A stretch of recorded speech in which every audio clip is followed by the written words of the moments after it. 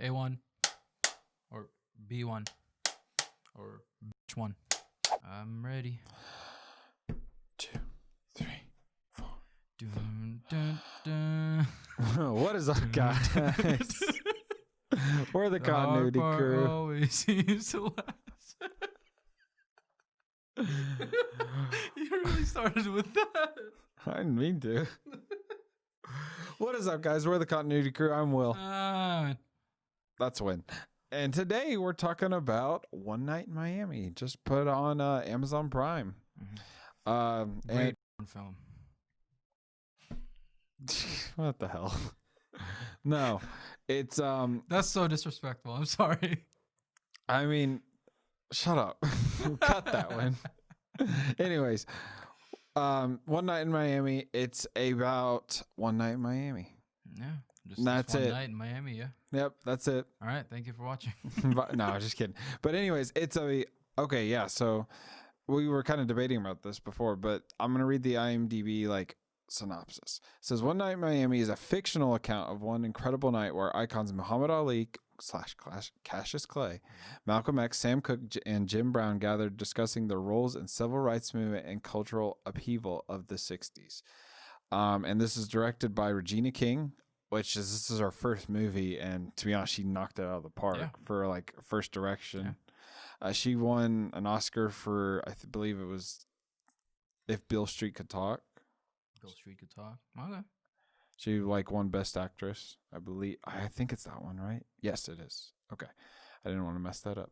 Yeah. But anyways, you have, like I said, Muhammad Ali, Malcolm X, Sam Cooke, and Jim Brown, all very iconic African-American figures from the 60s, like it says, in different areas though. And it says and like I said, it's inspired by true events. So I'm assuming they were all in the same room together at one point and they were able to say that. I don't know. I was looking around for answers for it. There was nothing clear. There weren't any clear answers that they were all in the same room. Maybe this was just a situation that they had and that they talk about. This movie is both exciting and at the same time it's very sad. It's very emotional for sure. And I was just looking, Kent Powers, the guy who wrote the stage play, also wrote for this movie, and he also wrote for Soul. So that's pretty. I can see. Oh wait, what's his name? Kent Powers. Kent Powers. Okay, I can honestly see that in the feel of it. Yeah, definitely. The music on it too. So yeah, but sexy. I'm so confused, what the stage play is or anything or everything. I think whatever you see on screen is a stage play. Well, yeah. Sad that it kind of reflects the situations that we have concurrently. It still applies to it. The reason why. Okay, so I love this movie. It's not. It may not be the best movie ever, but I like this movie because they didn't do that thing that a lot of movies that the movies that talk about racism and stuff like that, they didn't do that thing where they put it out there and they tell you point blank that this is what people feel or whatever. They actually went into it for pretty hard, and that was that was heartbreaking. It was really sad because you have these guys who are icons, like that synopsis said.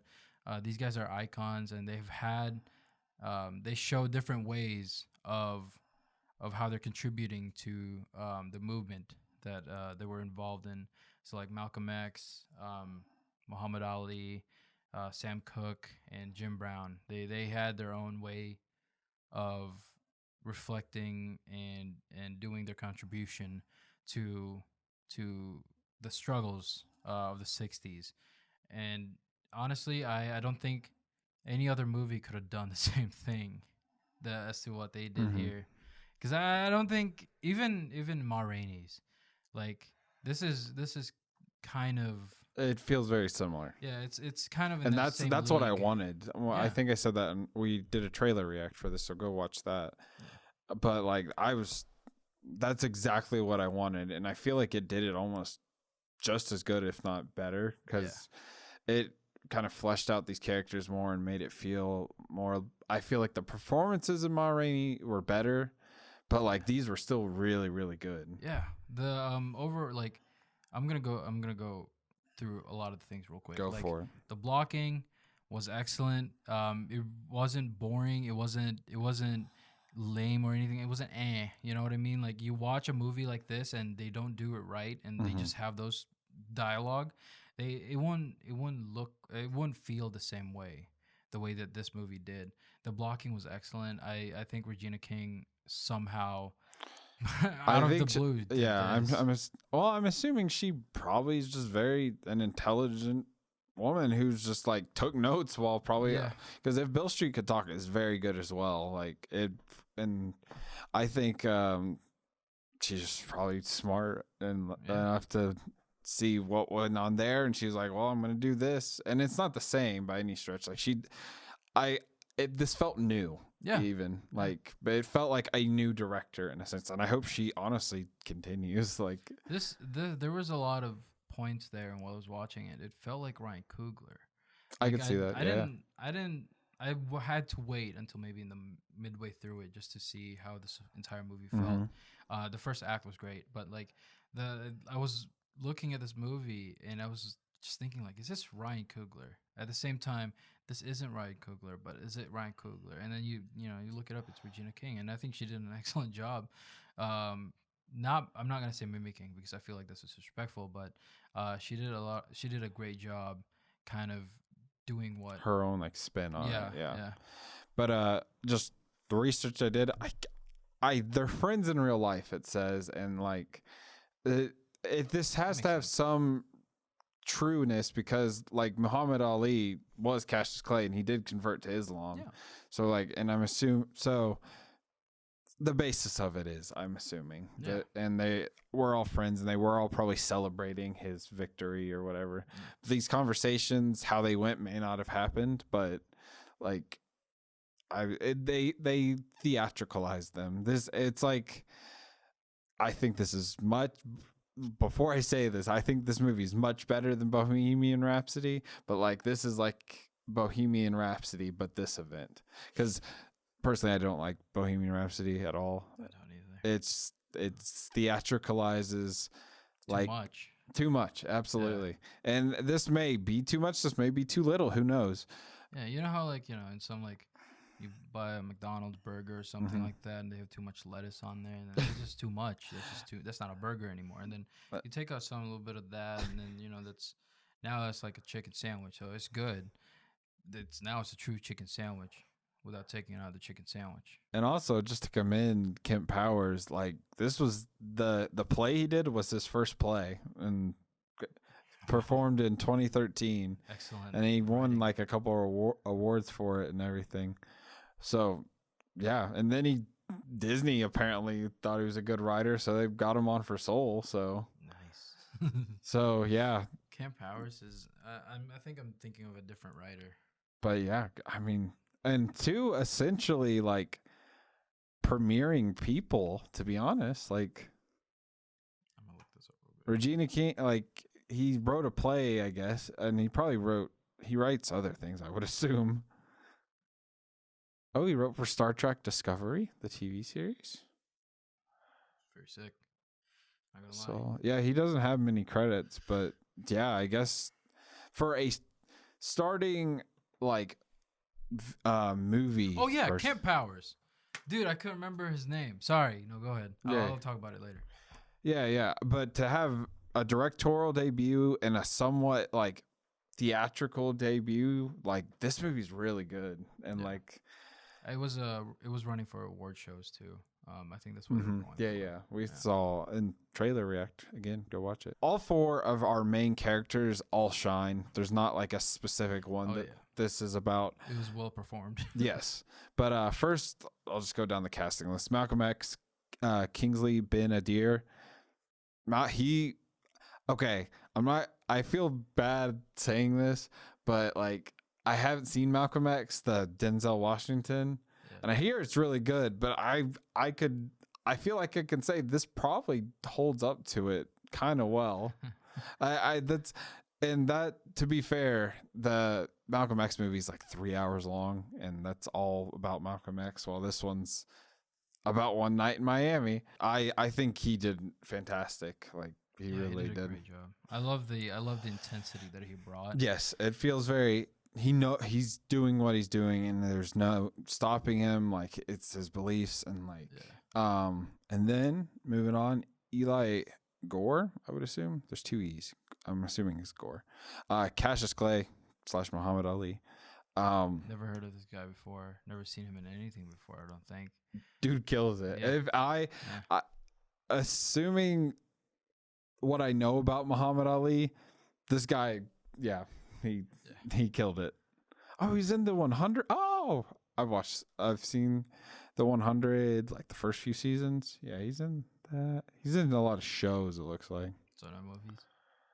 He was a voice in Dead Rising 4. He was a PO number 3 in Godzilla. He does mostly shows, it looks like. That sounds familiar. PO number 3, yeah, I remember. Oh yeah. But yeah, it looks like he's mostly he was in Race, which I never saw. But it's like a African American guy running track, and like whenever the Nazis were like at the Olympics or something. I heard that was good. But so he's Muhammad Ali, and he kills it. If I were to think of Muhammad Ali, this is what I would think in movie form. Yeah.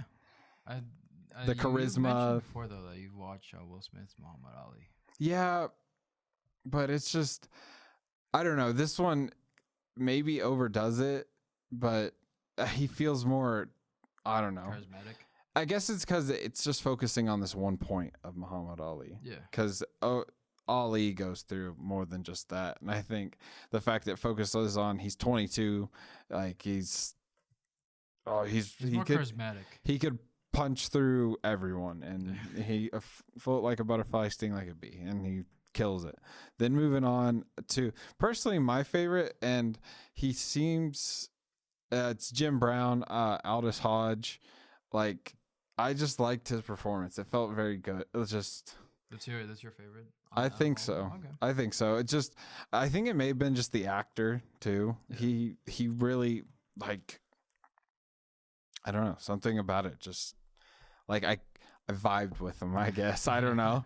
Like something about him I was just like, yeah, this is Jim Brown. Like I've heard the name Jim Brown, and I like the little things when he's talking to that older guy. I don't know how they were supposed to be connected. Ooh.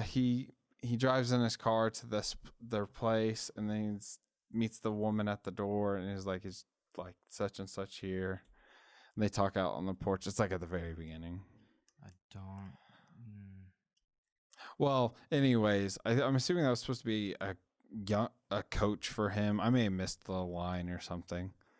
Oh, for Jim Brown. I was thinking of someone else. Yeah. Okay. Yeah. So yeah, I don't know what the hell that was about. Like I'm assuming he's in like a coach for him, like in high school or something. That was my guess. I may have missed the line, but my thing just died. My laptop just died. It's fine. Grandpa, the great Jim Brown from the NFL's here. But we can't let black people in the house. That's what he says. Oh, well, he says it more harshly and more racist. Like he said the N word. Oh, he did? Yeah. God, I completely missed that. Here. Yeah. You know, he was like, in that scene, he was kind of like, yeah, you guys are movie furnitures, and the white guy was like, "Oh yeah. Okay, I didn't hear the N word. Okay. Yeah, he was like, you know, no, it's completely fine. And then he goes like, we can't let in here in the house. Oh, okay. House. Yeah. Okay. Like he was praising him at first, and then well, that's just the show, like the times that they were in, and then lastly, Leslie Odom Jr., who. I was looking at reviews, and people seem to love his performance, and so people are saying that he carried this movie. Sam Cooke? No, yeah, Sam Cooke. Yeah. I love this character. I thought it was really good too. Yeah. I again, they all shine. Like I feel like they're all very on par. I wonder if that was actually him singing, or if that was just a lip sync. I'm assuming. It sounded like a lip sync because it sounded like a track that was already over. Oh, maybe. I'm sure he did it though. I don't know. It kind of confuses me nowadays because like Yeah, there are it's actors fair. who can mimic like. Well, singers. he's Hamilton, so a Hamilton guy. So Is he? yeah, he's in Hamilton. Shit. I forgot I who don't he remember. is. He's one of. Lafayette. No, He's Aaron Burr. Aaron Burr. Yeah. Okay. Yeah. I don't remember him. Aaron Burr, sir. Yeah, he did an excellent job. Like the songs in this movie and like the music's so good. Yeah, it's so amazing. I didn't realize I had some Sam Cooke in one of my playlists. So I have this like classic playlist on Spotify. I'm gonna look for Spotify on mine real quick. Speaking of Spotify, podcast on Spotify, go check those out. Just Continuity Crew, go check them out. Go check us out. Links It's down also on below. iTunes. Yep. We sound smarter. We do sound smarter because you can't see us. It sounds like it literally sounds like we're in a radio station. Good. And you know what? I kind of dig it. I like the vibe. Mm-hmm. But yeah, Sam Cooke, the songs that they put in there, and the way he sings is just amazing, dude. Okay. I didn't realize Sam Cooke was in my playlist until I'm looking. I don't have any. But I've definitely heard most of the songs that were sung. Yeah. So. And I think my dad has a vinyl of that's awesome. a couple of his stuff. Oh man. But anyways, back to the movie. I zoned out there. I don't know. I can't commend these performances enough. Yeah. Like you were saying, the technical stuff for this movie, for the direction is incredible, for a directorial debut. The story, it just kind of plays out how it does. I mean, I think I only have one sort of criticism for this movie. Go for it. And I think it's the cinematography. Yeah, I think it could have been a little more lively. I would agree. There's some. It seems very. This is what it is. There's no. I don't know. So the cinematography was just very planted instead of actually moving around just a little bit and like the more intense parts.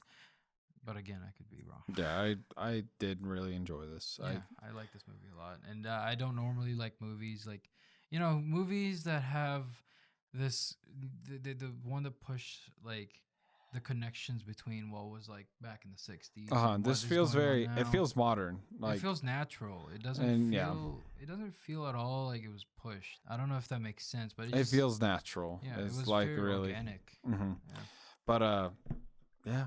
Anything else you really had to say? I feel like This is probably the best, not the best, but if I had to put it up there with Ma Rainey's, Ma Rainey's still pretty good. I think Ma Rainey, yeah.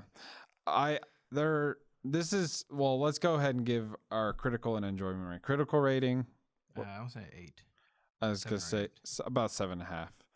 And then for enjoyment, I'm gonna say like an 8. Like I really, really enjoyed this movie. Yeah.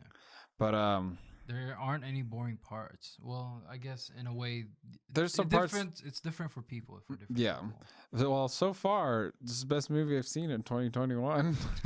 That's true. Yeah. And Amazon Prime took it.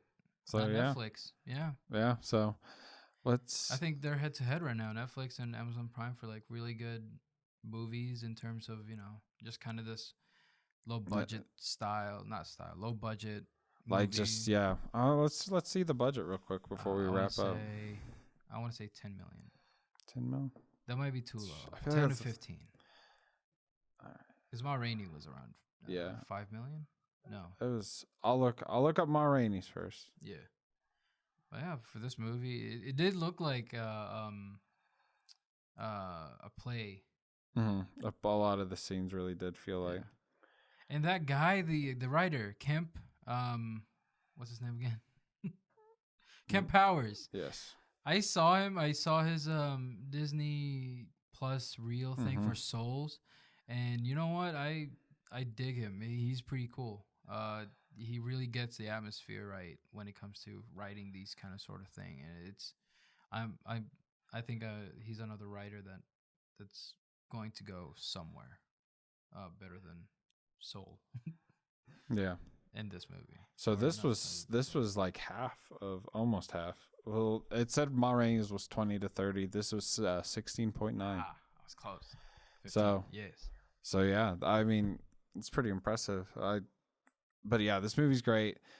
I recommend this to I would recommend this to just about anyone. Like, I feel like it's either you're gonna like it or you're not. Like, and I feel like if you don't like it, you don't like it. But there's no, you'd have a mutual agreement. Like, okay, I can see why this movie's good. But I didn't expect much. And maybe that's why we just talked about WandaVision before this. We were expecting too much from WandaVision. Yeah. Well, this, we just kind of went into it like, oh, it's coming out like this Friday. Let's watch it. Yeah. So, yeah, it's awesome. But I recommend this movie. I genuinely think people should like this. It's a very interesting story. But anyways. It's not pandering at all, too. Yeah, I would agree. And I think the guy that plays Malcolm X, or I'm just gonna say Malcolm X, he even calls it out, like some of the things that the songs that Sam Cooke would have. Oh yeah. Yeah, it's very pandering, and a lot of movies tend to be like that nowadays.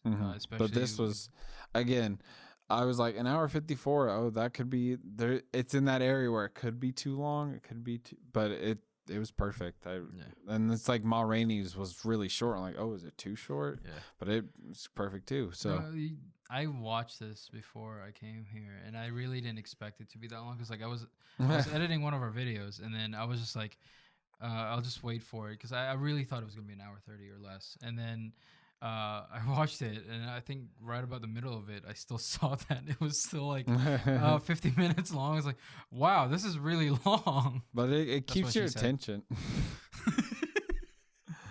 And on that note, thank you guys. We're the Continuity Crew. I'm Will. I'm Wynne. And we love movies. We love y'all. That's been our One Night in Miami episode. Thank y'all for watching. We'll see y'all in the next one. Great.